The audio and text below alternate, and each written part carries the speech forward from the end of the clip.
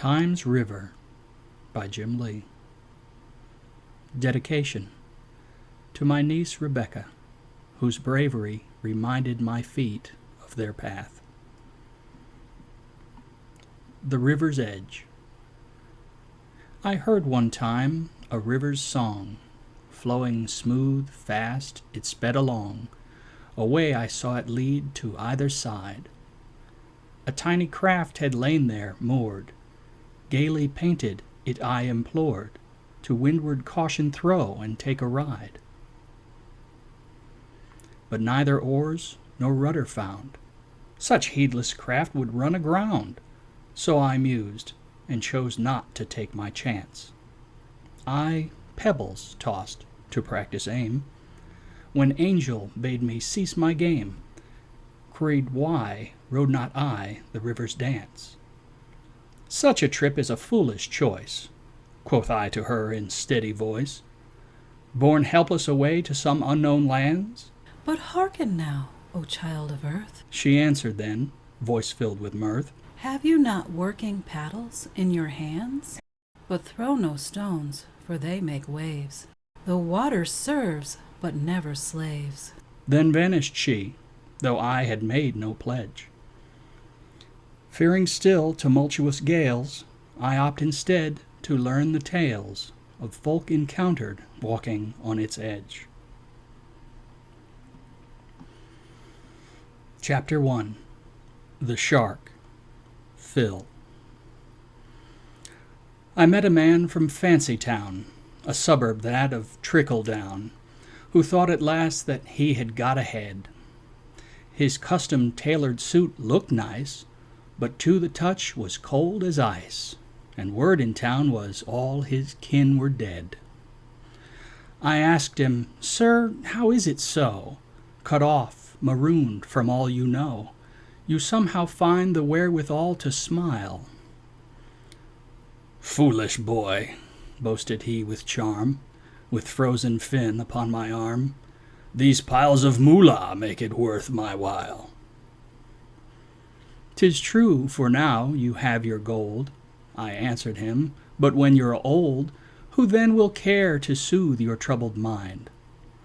Then, "Rubbish, child," did cackle he, "the hospice staff all work for me," not seeing gulf twixt coerced words and kind. "Now come with me, I'll buy you next." And then was I most sorely vexed. That frosty touch now gave me such a fright. Squirming free, and no time to think, I promptly shoved him in the drink, and watched the current bear him out of sight.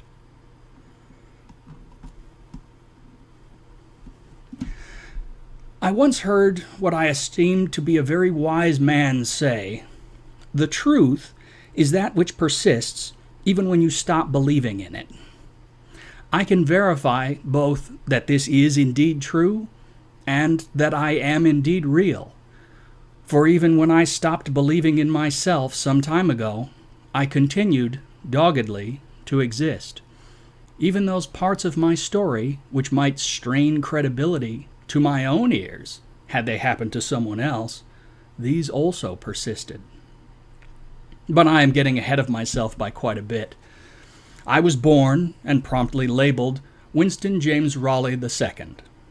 This, of course, I only know because I have been told that it is so. I have, in the course of my long life, had sufficient reason to reflect upon all the things that people accept as truth, simply because it has never occurred to them that it might be anything but. From the earliest days, I have been a sound sleeper.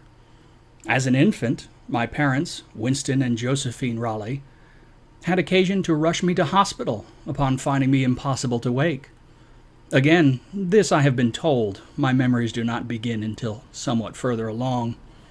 However, this account is consistent with my lifelong propensity for deep sleep, in which the separation of my mind from the dream world I create for myself is difficult, if not outright violent. This has had complications for me throughout my life, not the least of which has been perennial tardiness in every undertaking I have ever pursued, where the objective runs contrary to my dream world.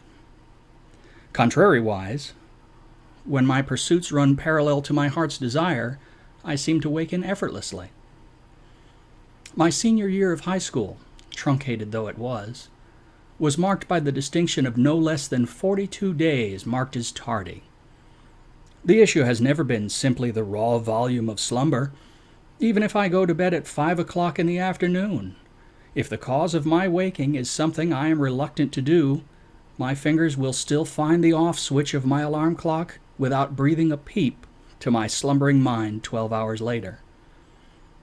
In my adult life, my snooze button allows me to form a tenuous truce with my subconscious. It permits me to wake up in stages, 10 minutes apart.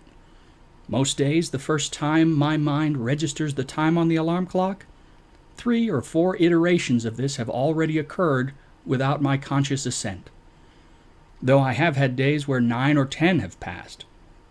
I can only set the alarm at least a half hour prior to when I actually intend to awaken and hope for the best. I told you all that to tell you this. I cannot always be certain I am awake, even now. Both my dream world and the waking world both possess consistency, clarity, and continuity, and events which most people, I think, would classify as unusual occur in both, so that provides no clue. I appear to be unique in this respect, at least within my own family. Neither my parents nor my younger brother Edward, whom we all almost universally call Eddie unless someone is angry, have ever exhibited any such peculiarities. It is not strictly physiological either, for on that hospital trip as an infant, the doctor found it possible to awaken me simply by flicking the bare bottom of my right foot, upon which I began blatting heartily.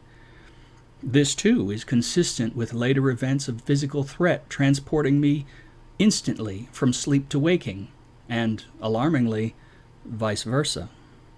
So I believe it to be true.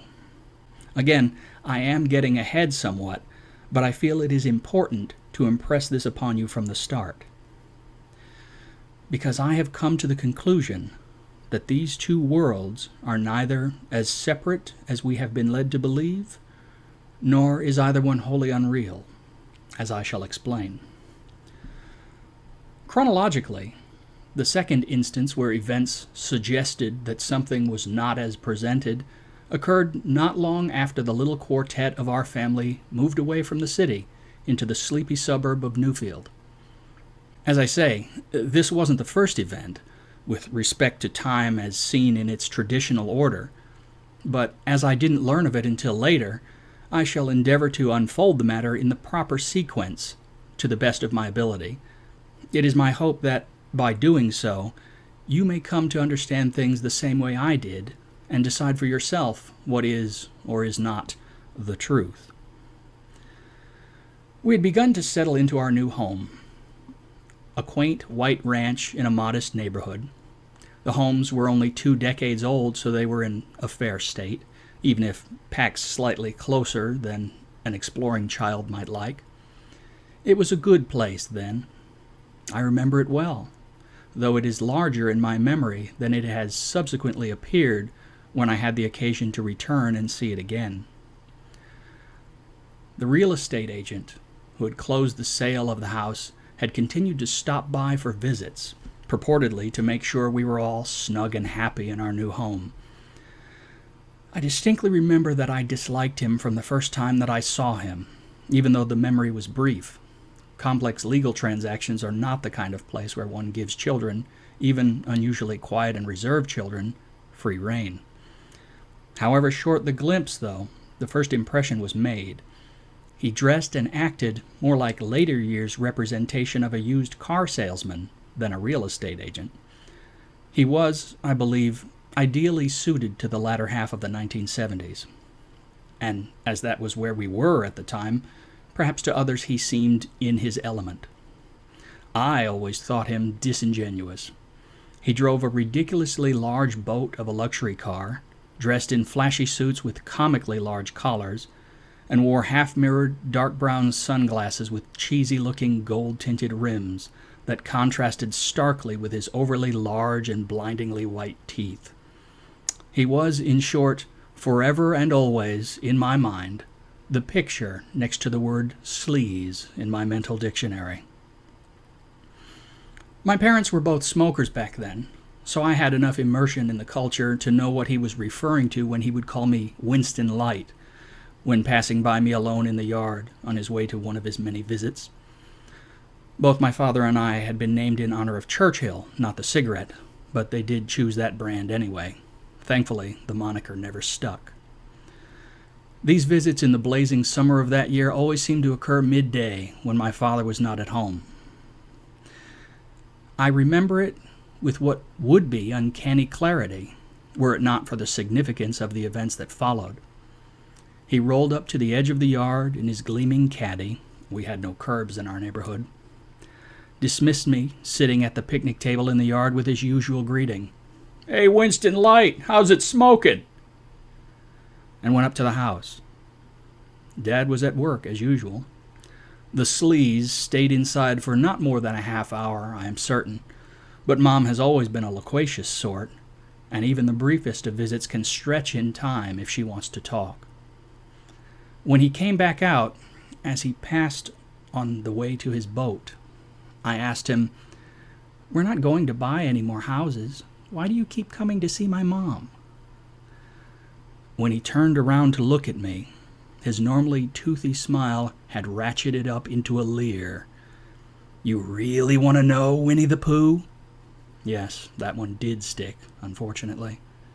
"Well, I'll tell you. I like your mom. I like her a whole lot. And even if she doesn't know it yet, she's going to like me even more. You know why?" I stared at him dumbly as he strode back toward me. "Because I'm the world's greatest salesman, fireplug. The best!" He punctuated this by extending one long, bony index finger and jabbing me in the soft tissue below my left shoulder. "And maybe when I close this deal, I'll be your new dad." Another jab. "How would you like that, fireplug?" Yet another, even harder jab. This one hard enough to topple me backward. I fell back, and even though I was standing on the grass, when my head hit the ground, the shock closed my jaw with a sharp click, and I felt a lance of pain stab through my mouth as I bit my tongue. As the wave of pain passed over me, I closed my eyes involuntarily, only for what seemed like a second. I tasted salt in my mouth as my tongue began to bleed. When I opened my eyes, I felt a strange feeling that I couldn't have described then. As I am today, I have heard the descriptions of sufferers of vertigo, and it seems to describe what I felt. An unanchored, floating feeling in the pit of my stomach. But worse yet was what my eyes had to show me. Phil, for that was his name, had changed. His teeth had elongated into sharp points, and his skin had gone a mottled dark gray. His nose loomed toward me unnaturally, and the rest of his face seemed to be joining in. He looked like some cartoony half-man, half-shark thing.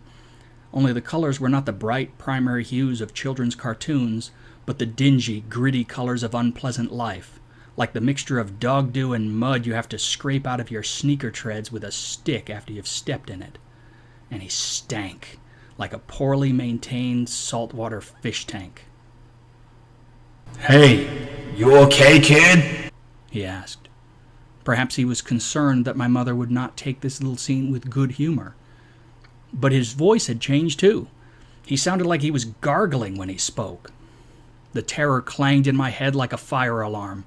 Red hues began to seep into my vision. I screamed with all my force, "Get away from me!"